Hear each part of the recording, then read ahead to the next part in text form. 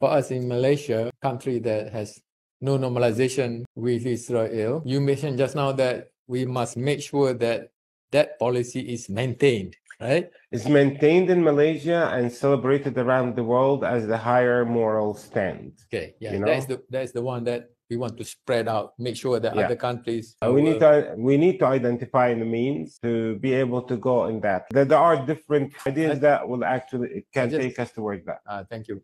But I just want to highlight that that is also a challenge by itself, which we must also be aware.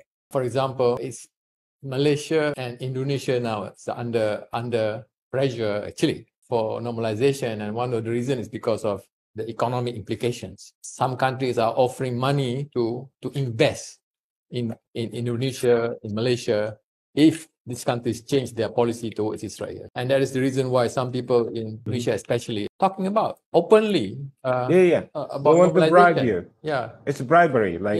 So I think that's what people in Malaysia, we are talking in Malaysia now, be very aware of, that if we do not do something about those values, making people aware of what's happening, not only what's happening in Palestine, the atrocities there, but also what's happening here, meaning in terms of people becoming more materialistic, more concerned about economic development, talking about GDP growth all the time, talking about economy all the time, compared to talking about justice. Don't be surprised if people start talking about normalization too in the future and ignore the plight of Palestinians. So this is something which we need to educate Malaysian society about this issue. And I study a bit about finance, etc. The growth of debt in society now. Consumer debt is more than 1 trillion, 1.2 trillion in Malaysia now. When you have a lot of debt over your head, you think about how to settle the debt rather than about helping Palestinians. Very true. Pay for your car, pay for your house, pay for your children's education. Say, why do I need to think about Palestinians if I am suffering over here?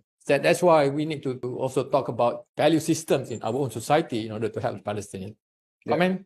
I do have a comment on that. Yeah. It's not only in Malaysia. It works on neutralizing like a large part of the Palestinian society also. As well. Yeah. In Palestine, like so many of us are not involved because they can barely survive under Israeli oppression. It's very easy to get like a bank loan and get neutralized, even when you are a survivor of Israeli criminal behavior. Financial benefits to fall in line after the state of Israel is bribery. Like I bribe you to accept the unacceptable. That's the concept of bribe. So this is why I'm saying, like, to encounter this ignorance, you have to also think of workable economic means. There's something crazy that's going in wealthy countries. Like I honestly have no understanding what world is Africa poorer than Europe, other than the world we live in today. You know, they give us the impression that your only survival is based on allowing us to steal your resources or buy your resources for which, but in fact, like we need to recognize what are the things that we're blessed with in terms of natural and human resources, and try to say like, okay, we have this and we want to tax it.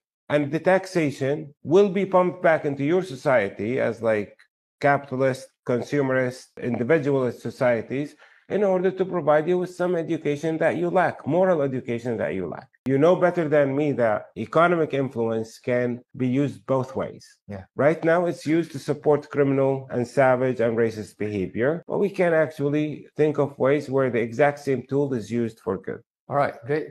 Thank you very much, Baha, for very nice presentation and good discussion.